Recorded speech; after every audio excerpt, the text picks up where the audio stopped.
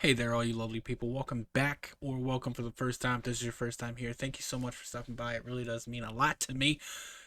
Today, we're continuing the My Life in Horror series. We got episode 1992. This is a Bearded Entertainment. I'm your host, Eric. Stick around. You're afraid of dying. How do you know? You've never tried it before. Alright, before we jump into the video, if you would, give the video a like, consider subscribing. It really does help me out with that YouTube algorithm. Get the bell on for notifications about new videos, new live streams that come out. And with that, let's go ahead and jump into 1992. We have one long-standing franchise that kicked off this year. We have one movie coming out this year that was maybe a high point in a franchise. So with that, let's go ahead and jump into these top three lists. First up, we're going to be doing the top three highest grossing horror movies of 1992. And the first one is a debatable one. Although I wish we could get away from this, but it's just there. I gotta include it because this is sometimes, it's also called a drama or a thriller. However, it's rated R, and the top two things listed in why it's rated R is terror and violence. I mean, to me, that screams horror. Now, I will say this is a movie I have not seen, and I'm not going to say too much about it because there is some very dark themes to it, very dark things, even for horror movies that not gonna, we don't want to really broach that topic for my own sanity and for YouTube policy. But the movie is The Hand That Rocks the Cradle. Like I said, I have not seen this. I don't know if I plan on watching it. It's highly rated, made a decent amount of money. It's got Rebecca De Mornay in it. I know that much. I've read the synopsis, and I think it fits in the horror category. It's listed as a horror movie when you search horror of 1992, but it brings up the number three spot on highest grossing of 1992, and it brought in $88 million. And that's the number two spot. We've got Alien 3. Now, that could be argued as science fiction, but it's fucking horror, okay? It's horror with some sci-fi elements, but it's horror. Those damn aliens, the xenomorphs, are terrifying, and you can't tell me differently. So it's horror. And it's at the number two spot. We're continuing Ellen Ripley's story. It's got the amazing Sigourney Weaver in it still. We got Lance Henriksen. We got Charles Dance. We got a lot of amazing people in this. And it's the Alien franchise is amazing. There's a reason it's still going to this day. It brought in $159.8 million, totally dwarfing what the number three spot did. But there you go, $159.8 million in 1992. Okay, and at the number one spot, the highest grossing horror movie of 1992, there is no debate on whether or not this is horror, and that's Bram Stoker's Dracula. One of the best Dracula interpretations I've ever seen, in my opinion. We got the amazing Gary Oldman, who's fucking awesome in everything he does. You got Winona Ryder, you got Keanu Reeves, you got Anthony Hopkins as Van Helsing. It's just an amazing movie. Highest grossing of 1992. I'm not going to say too much about these movies. We all know about these. We've all seen them for the most part. If you haven't, go watch them. But it brought in $215.8 million in 1992. Next up, we've got the highest rated according to audience scores on Rotten Tomatoes. Coming in at the number three spot is the start of an amazing franchise that's still going, and that's Candyman, starring the one, the only, the legend Tony Todd. If you haven't seen this movie, stop what you're doing and go watch it. There's a reason this franchise is still going. We had an entry 2021, and there's more in the works. It's just it's a great franchise, written by Clive Barker and Bernard Rose. It was also directed by Bernard Rose. Stars Virginia Madsen, and as I already said, Tony Todd. Essentially, a rundown is the Virginia Madsen plays a grad student who's doing a research paper on the myth that is the Candyman. The myth being, if you say his name 3 times in a mirror, he comes to life, he's got a hook for a hand, and he kills you. And it's not a myth. It's fucking true. But go watch the movie. You're going to see Tony Todd giving an amazing performance, and you're going to hear him say, "Be my victim" a lot, and you're going to love it.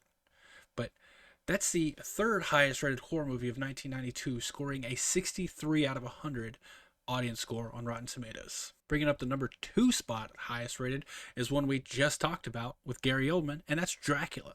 Bram Stoker's Dracula is the number 2 highest rated horror movie. No surprise there. Awesome movie. Not going to say too much more about it, but it scored a 79 out of 100 audience score. And at the top of the list, the peak of the mountain, the number 1 highest rated horror movie of 1992 is Army of Darkness. That's right. We got an Evil Dead movie in there, and it's no surprise. I love Evil Dead. I love every chapter, like every entry into the Evil Dead franchise. This one, honestly, I will say is it's probably down toward the bottom for me. It's just so comical, like so comical, but it still does have the horror element first, and of course it's got the one and only Bruce Campbell. He's always good in everything. It's an amazing entry into the franchise. It's just one of my least favorite. However, it was good enough to score an 87 out of 100 audience score, making it the highest rated horror movie of 1992. All right, this is a new it's a category, but there's not going to be 3. There's just going to be this will be every year because there's always a movie like this, but it's a movie that doesn't hit the other categories, doesn't get top 3, but I think it's worth mentioning. And this week, I'm going to say Pet Sematary 2. Now, Pet Sematary 2 in terms of quality is a noticeable, what am I trying to say here? It's a noticeable drop in quality, a decline in quality from Pet Sematary 1. However, it has a batshit crazy performance by Clancy Brown, and it's worth watching it just for that. So definitely, if you haven't seen it, I would urge you to watch it just for Clancy Brown because he's awesome. But yeah, it came out in 1992. I thought it deserved to be mentioned, even though it doesn't fit highest grossing, highest rated, or my top 3. So definitely go check that out. It's that time where I give my top 3, and I gotta say, this is actually kind of difficult. Each week, there's plenty of movies I enjoy on the list. Very few movies I don't enjoy. However, putting them in an order, ranking them, giving a top 3 in order is always harder than I expect it to be. And this week was no different. I just want to preface my list by saying that and pointing out I do enjoy most of the movies on this list. Most of the movies from 1992 that I haven't mentioned.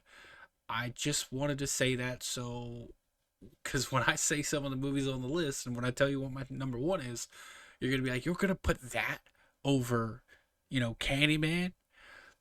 It's just how I feel, what I enjoy more. So just keep that in mind. But with that in mind, the number 3 spot is going to go to Army of Darkness. I know I just said it wasn't my favorite in the franchise. It's actually, toward the bottom of my franchise ranking. But it's out of the movies from 1992, out of the list. From that, I really do enjoy it more than a lot of the other movies. So, number 3, we got Army of Darkness. And number 2 is Candyman. No surprise. We talked about it already. It's a fantastic movie. It kicks off a franchise. Candyman is a slasher icon, I think, at this point. I think he's reached icon status. There's a reason he's still around, like I said before. But he doesn't quite make my number 1 spot. But he is number 2. At number 2, we got Candyman. And at the number 1 spot for me, my personal favorite horror movie of 1992. This is going to surprise some people. You might not even know it was on the list because we haven't talked about it yet because it didn't fit in any of the other categories. But that's Hellraiser 3, Hell on Earth. It is a fucking good time.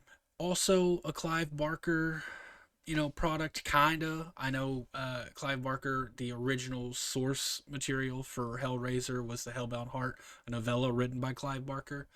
I'm honestly not even sure if Clive Barker wrote Hellraiser 3 or was involved in Hellraiser 3.